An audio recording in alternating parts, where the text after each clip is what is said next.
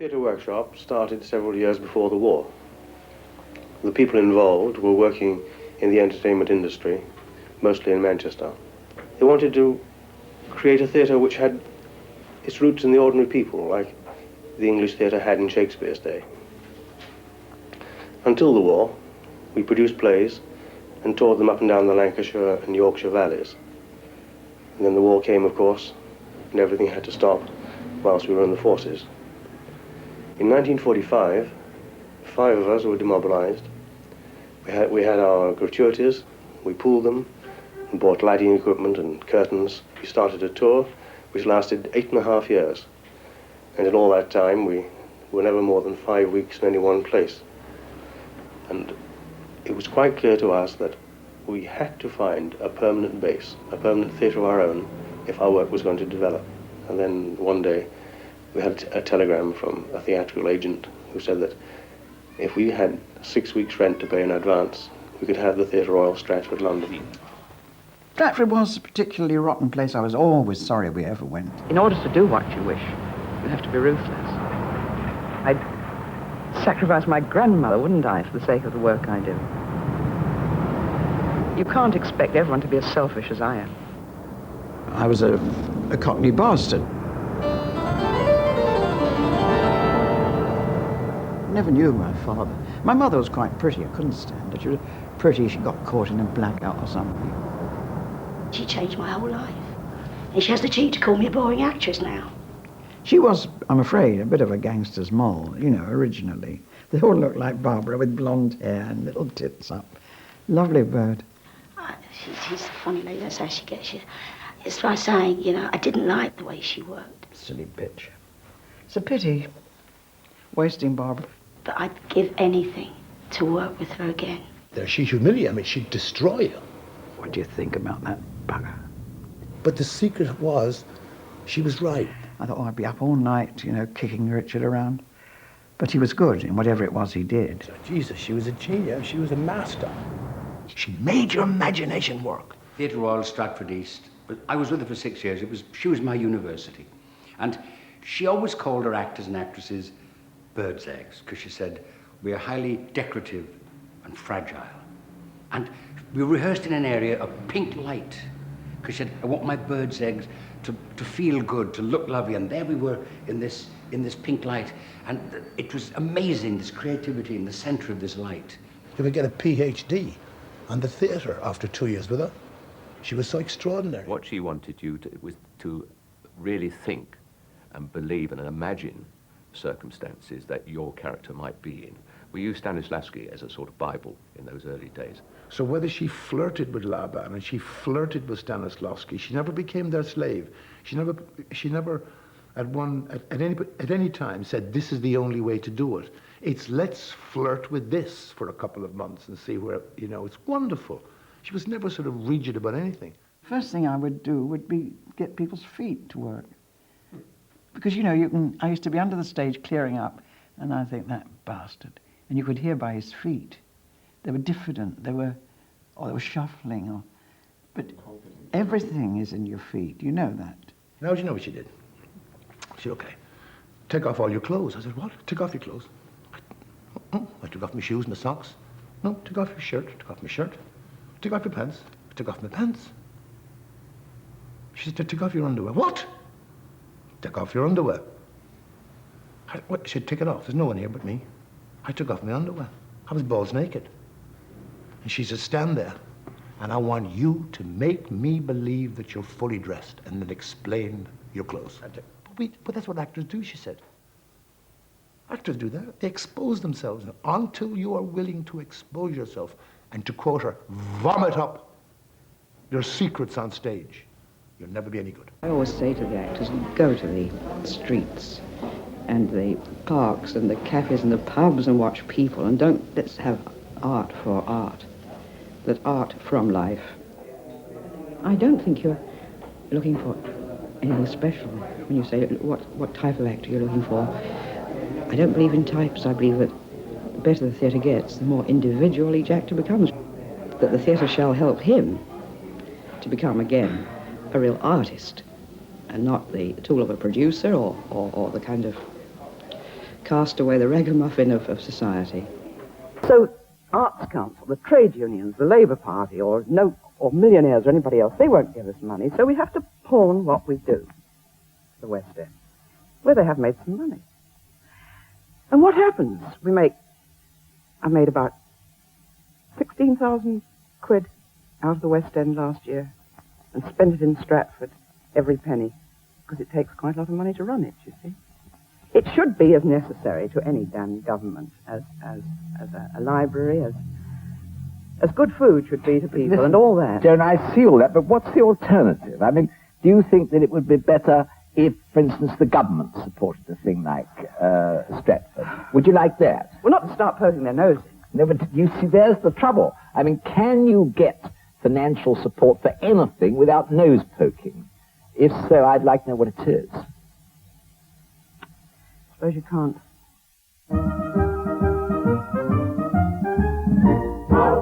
How it's a lovely walk. Who wouldn't be a soldier and how it's a change to take the pain. And to the valley of God, we give them the belly of death. But we never get up to the stars who bring our breakfast up to bed.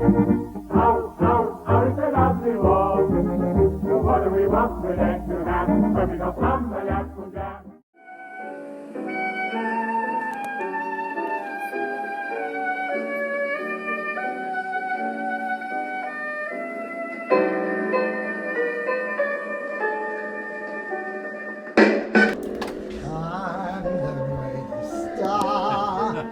Hello, John. How are you? I'm glad to see you. Listen, don't forget I am the jury. Yes, I know. I'm getting on a bit, I know. Johnny Lyons is here.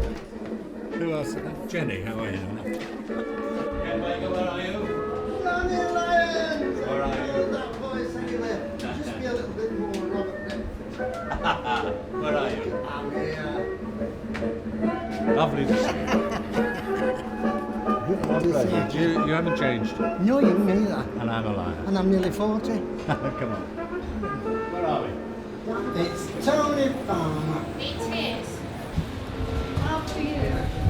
Are you the greeter? I am, love. Send you round to Joe Allen. John. Is there food on us? There is. There is. And booze. Excellent.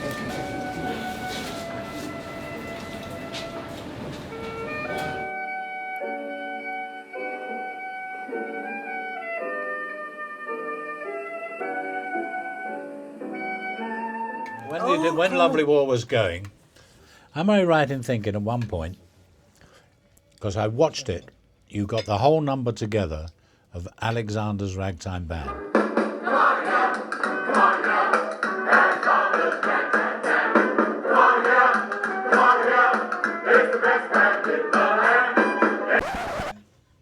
Do you remember doing that? That was But it was cut the next day. Ah.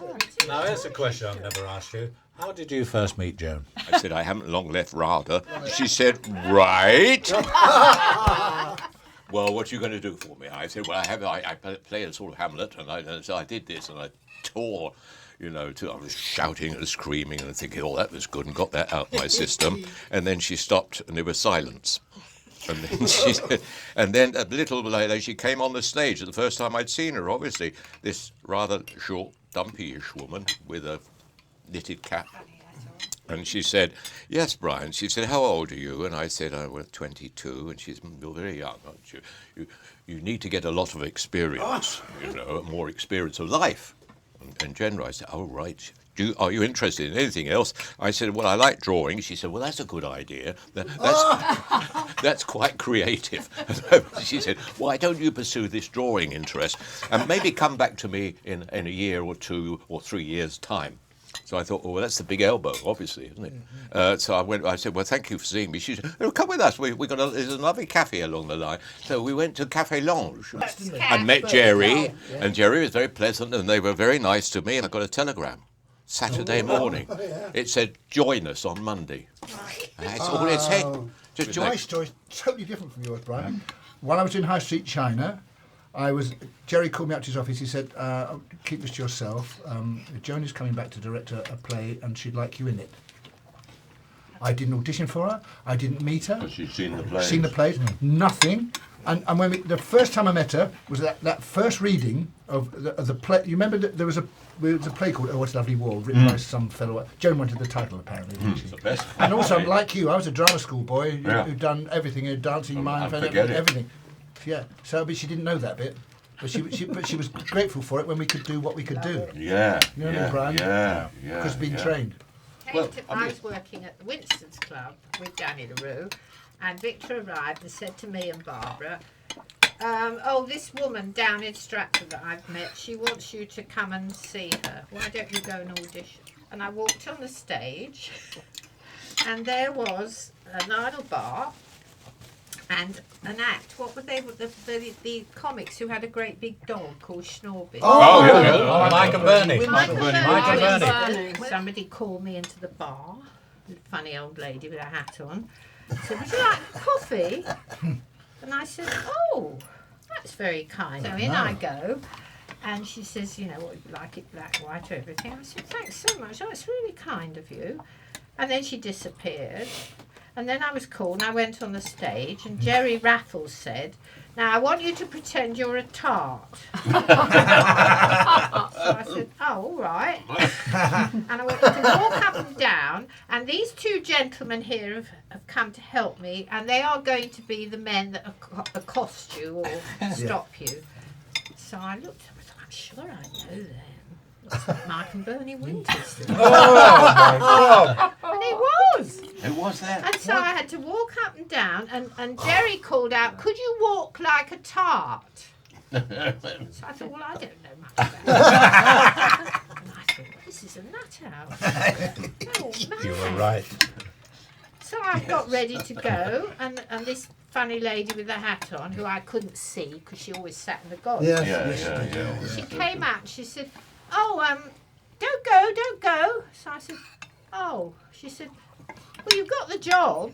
And I get back to the club that night, and I hear that Barbara has probably been through more or less the same, and I didn't see, and we both got the job. But Mike and Bernie Winters didn't. Get the job. Where did you come in then? You were in Scotland. Yeah. Doing. You did the version of Lovely War. Yes, the first one with the Joan. Tour. The tour. We knew she was coming, and we were all very frightened because by this time, the stories that you guys all had about her. I mean, can you imagine how we felt? We were terrified. Without any background. She said, "What have you done before?" I said, "Oh, not a lot, because I've been since I was 2." And she said, "Well, what are you doing at the moment?" I mean, as a matter of fact, I was in the Schiller Company, which was at the Aldwych. Right. I was doing a walk-on because I didn't speak German, and I had to learn my line 9 and ja. Anyway, I told her, but it sounded good, didn't it? The Schiller Company, and she said, "What are you doing? Couldn't they got to get anybody else?" Anyway, she said, I thought, "Oh, look, I'm out of this. Don't put me through this." Because, I mean, I really was shitting myself. And she could see I was. I'm sure she could. And she went, "There's one thing, though. You're a hat person. Never let me see you without a hat." And she took her hat off and put it on my head. Really? You wore one ever since? And I've never taken it off. But the way I started was like Tony. I was at Danny LaRue's by then, and I was with Danny for 11 years altogether, but this was reasonably near the middle. And Jerry and Joan had come in, apparently, and I got a note through my agent saying, "Joan Littlewood at Theatre Workshop wants to see you." So I went along to Stratford East, and she said, "Right, we start rehearsing on Monday." And I said, "Oh." She said, "Yes. Do you want to do Oh, What a Lovely War?" And I said, "Yes." And then she said, "Do you want to do something while you're here?" And I'd gone in I remember it was sort of rainy and awful, and I got a raincoat and my red plastic Wellington boots on. She said, "Do you know any war songs?" And I said, "Yes." She said, "Sing me a war song." And I sang, what song? Oh, It's a Long Way to Tipperary. So I'm in my red Wellington boots. She said, take your coat off. So I took the coat off and I got the red Wellington boots and whatever else I had on. She said, do Tipperary for me. So I said, it's a long way to Tipperary. It's a long way. And I did all this. And she said, that's good. I turned up on Monday and she said, where's your red Wellington boots? Oh, and I said, oh, well, you know, they're at home. Yeah. So we, as you know, we rehearsed there, then we came to Wyndham's. Yeah. And then we went to Broadway. All this time, she said to me, you'll have really good military boots. Oh, because I said, what will I be wearing? She said, oh, you'll have the Pierrot costume, the usual thing that we did in Lovely War. And military boots I said, oh, that's good. So we did rehearsals. We came to Wyndham's, and I'm still wearing the red Wellington boots. And I kept saying, after each time we saw her after performance and got all these notes, you know, when am I going to get my boots? She said, oh, they're coming. Oh, good. And we get to Broadway. We open in Philadelphia, as you remember. Yeah. And I'm still wearing the red Wellington boots, and I'm still saying, where's my boots? And she said, they're coming. They've got to be specially made. They're coming. And we open on Broadway, opening night. And I said, I haven't got my boots. And after the opening night, I said to her, well, where's my Wellington boots? She said, you imagined them beautifully. You got the job, you see. You got the job. Now you got the job because you were with these 15 acting schools. I was in the drama school. You're very early. Excuse me, weren't you? I was in the drama school in 1961, but then because I didn't have a grant, I had to work at nights at the theatre. I didn't have to, and I worked at nights on all the productions there, which was wonderful for me, because not only was I doing drama school in the daytime, I'm doing professional theatre at night, and I'm doing everything from ASMing to the flyers to the spotlights and everything. So Joan and Jerry got to know me through that. So you didn't actually audition? I didn't at all. But what she did do, when we used to do showcases for the school, the very last one we did, 6 months before I was leaving, we did The Hostage. Right. And I was lucky enough to play the lead. Yeah. And I know she crept in a few times at the back and saw it. Yeah. Because the girl in the bar used to give me the wave. So when it came up for me time to leave school, Jerry asked me to go into the company, which I did. Was that when by the time you'd gone up at Wyndham's, the word was out. Everybody wanted to join the company. Yeah. And of course, you when you're kind of working, doing a walk-on for the Schiller Company, you're thinking, my God, everybody. Warren Beatty was aghast, didn't he? Oh, God. And not just him, there were all sorts of people. Kirk Douglas. Charlton Heston, Kirk. Charlie Heston. The famous one was apparently Michael Caine joined. That's right. And she said to him after a short while, she said, you can't bloody well that. Go off and be a film star. That's right. Yes. And of course, she got rid of, remember, Paul Pym saying, well, they used to Pat Phoenix. Yes. Yeah, Pat Oh, Phoenix, really? she told Pat Phoenix she was no good, and Pat was very unhappy because she wanted to work with her. So she went off and became the lead in Coronation Street. Did she never work? Asking you to do a thing like Lovely War, you wouldn't even know what Lovely War was, would you? Not really. I mean, the scripts. Yeah, it's true. They weren't. What Yes, script? they weren't. Exactly. They weren't always written. We had to. We wrote them in rehearsal. Yes. You did us a great favour, my generation, because we'd heard of this, you see. Yeah. We'd heard that any script that you were expecting, you ain't going to get. It never stopped. was We got Tony, to a point of opening. And as usual, Joan liked playing games anyway, but she said to Jerry, swore at Jerry, as she often did. And she said, we can't effing open on so-and-so like tomorrow night. And he said, I'm sorry, Joe, but we've got to. We've got the press coming, we've got everybody else coming. And she said, silly sod. No, we'll open when we're ready. But of course we did open. We started with about I think we had 3 suggestions of plays that were written. There was one by the Welsh Ted Allen. There was one the Welsh writer Gwyn Thomas, who wrote a play. But that had the soldiers. They were in khaki, and there was a common soldier called Smith, who then got shell-shocked and became Schmidt and wandered into the German lines. But Joan hated all that. It was too formalised, and she said one of the plays, Ted Allen's in particular, I think it was, that all it advocated that we should have had better weapons and more weapons and should have been better equipped.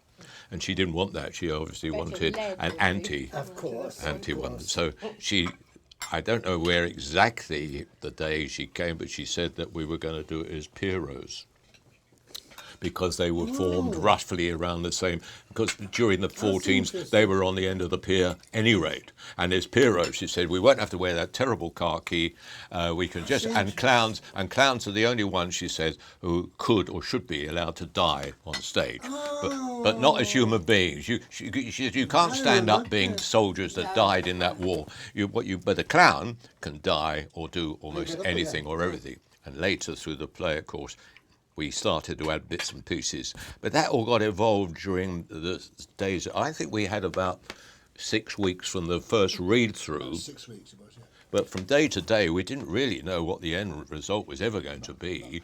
The only through line was obviously the years, what evolved over the years. Yeah. And we rehearsed it. I remember it was days and days. We were loading a gun. I think it was a howitzer, weren't we? We were doing it semi-mime and thing, loading this gun days and days, and then Joan just threw it away in the end.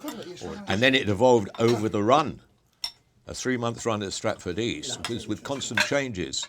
But by which time we knew not the script, but we knew our position in the show as well. Our characters were established, so we took on those principal roles. But otherwise, it came out of research, both initially ostensibly by Charlie Chilton, and with contributions from the actors, and also the obvious ad-libbing. The quotes had to be obviously authentic.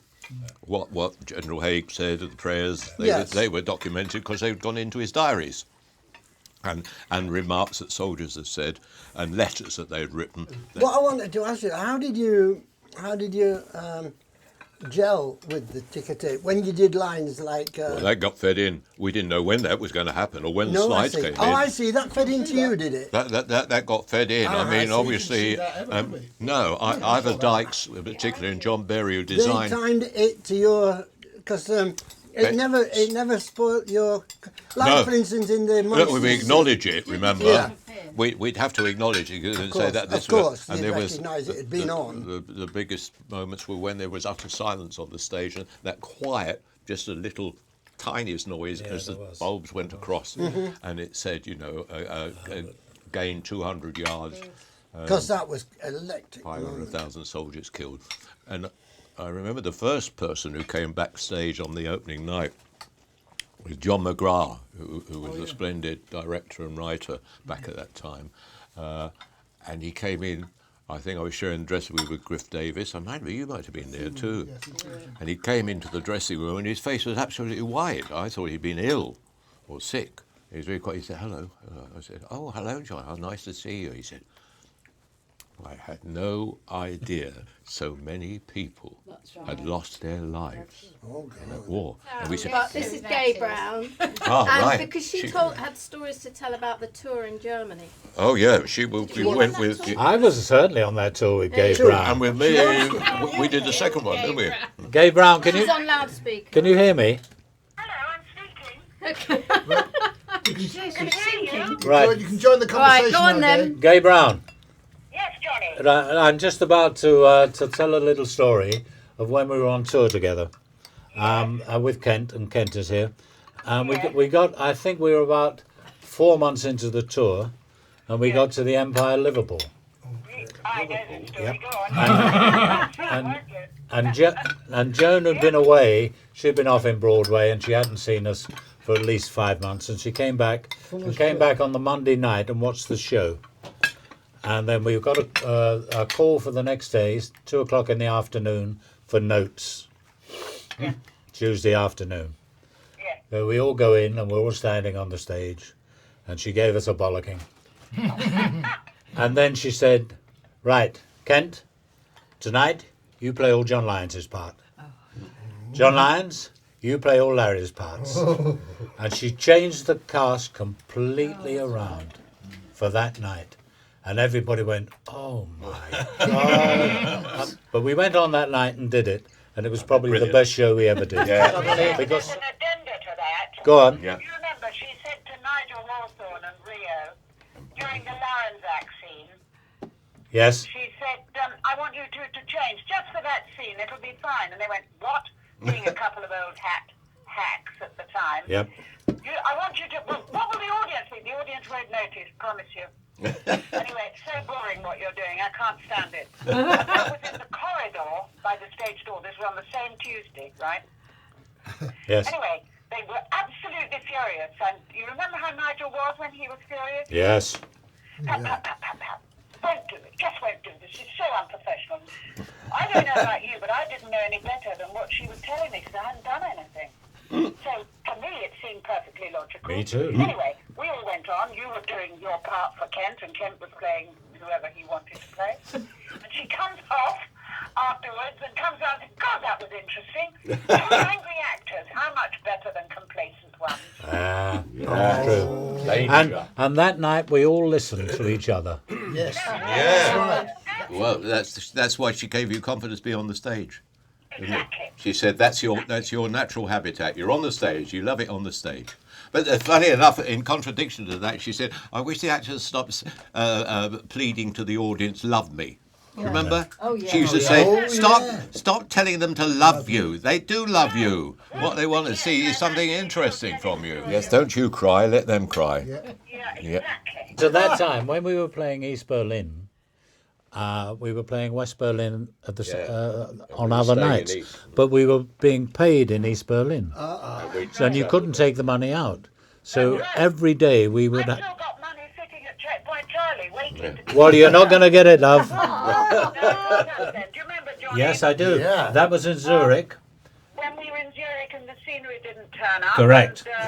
And we had to ad lib. To do a little improvised show. Exactly. Mark Pritchard went. A lovely actor who did Colin Campbell stuff, Elric Hooper. Ellie who? Elric Hooper, I'm with him. Who came to the front of the stage and he said in his rather sort of wonderfully enunciated English, because he was a New Zealander, actually. Yes, he was.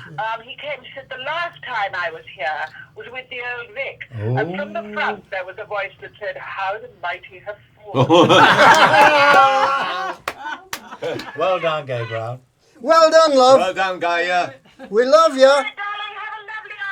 I love you. We will. You are very much loved. We're going to have a drink to you.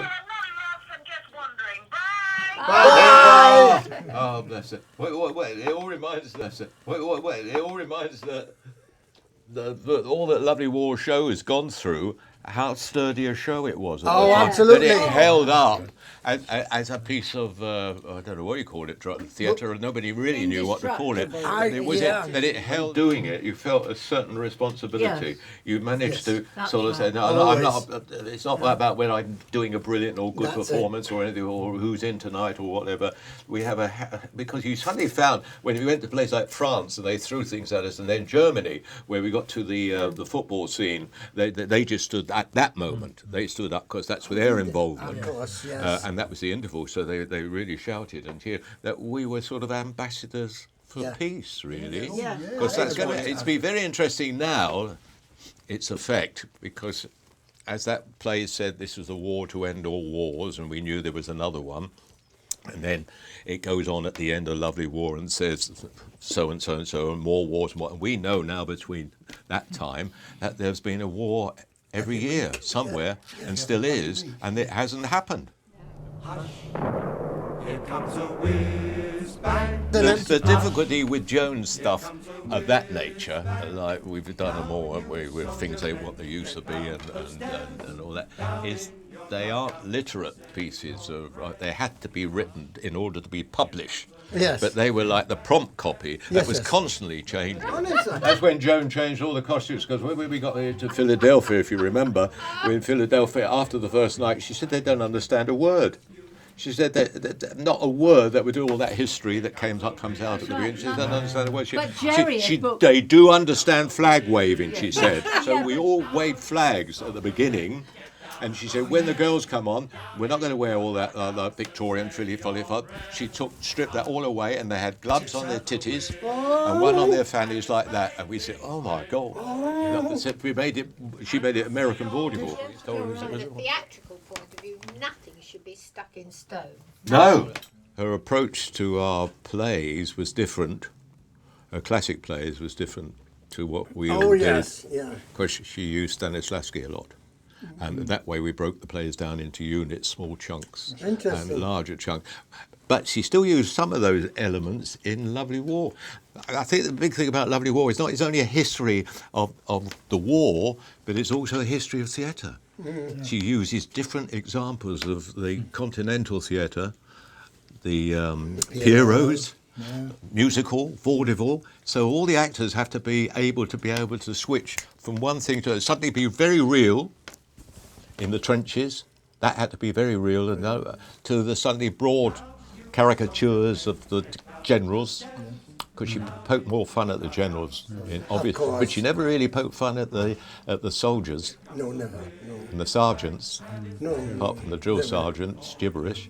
But otherwise, she very slanted, her approach to the But you've got to be able to do all those things, to sing, to dance, and be able to be a realistic actor. That was what was exciting, though. Yeah. Dare I say, us old ones at the time knew that, oh, this is clever. Yes. This is why I always thought it was her greatest achievement, because I could see something of the obvious pattern that she was putting this there. This is the 30s theatre, this is the vaudeville, this is musical, and she weaved it all in and out, so it was pretty seamless. Do you remember all the things she told us what we mustn't do, or should do, or can do, or that's rubbish and mustn't do, and makeup? Don't want makeup, you don't want to make up. Act the part, always very important. So one night we were doing a Christmas Carol, and dear old Avis, who was playing, like we all were, playing several roles in it, but the curtain went up on a wonderful scene, which appeared to be snowing. It was obviously, one of those projectors things going, and we're also, and then there was a strong wind blowing, and our hats blew off, and we chased it. This is the opening to Christmas Carol. Amy was on to my right when she played it. And we were ready to go up. The overture was almost being struck, and there was no sign. Joan was going to take over. No sign of Joan. So I said, she's always good for discipline. Joan is always there on the spot, tells us what to do. And eventually the curtain was about to go, then she arrived. I've never seen anyone on stage with so much makeup. They ask us how dangerous it is. Have you noticed that if we all told the same story, it would be totally different? Totally different. Totally different. Different Same event, but different story. How it struck you. Yes, absolutely. Absolutely. Yeah. And she did go wrong, remember. We all our shows that we put on weren't all wonderful or marvellous. We used to say to ourselves, why are we doing this?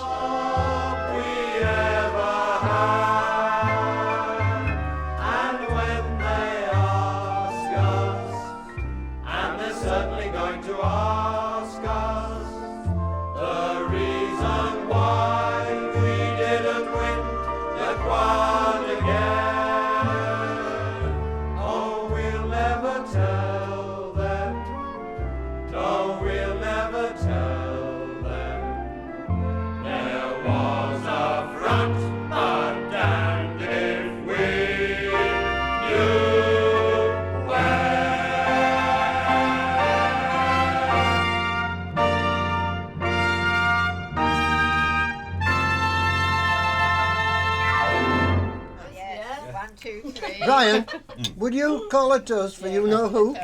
We'll be pissed soon the way we're going out. On the 7th sake, we'll be gone. A hot pea in my mouth, is what Bishop said. Hey.